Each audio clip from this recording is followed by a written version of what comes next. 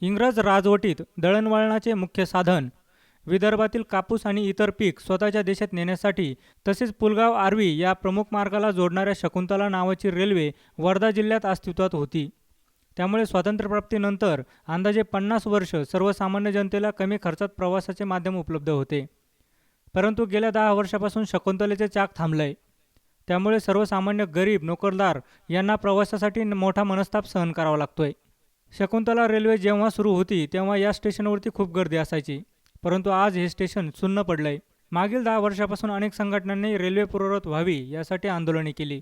विद्यमान खासदार रामदास तळस यांनी देखील लोकसभेत चर्चा करून केंद्र शासनाचे लक्ष वेधले.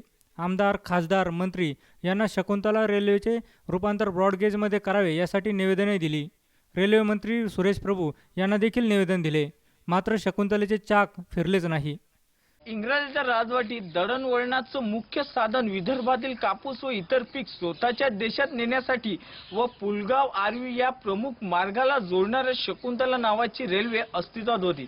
त्यामुळे स्वातंत्र्य प्राप्तीनंतर अंदाजे 50 वर्ष सर्वसामान्य जनतेला स्वतः व कमी खर्चात प्रवासाचं माध्यम होतं. परंतु गेल्या अंदाजे 10 वर्षापासून शकुंतलाचं चाक थांबलं. त्यामुळे सर्वसामान्य गरीब नोकरदार यांच्या हृदयाची धडकन थांबल्यासारखी झाली.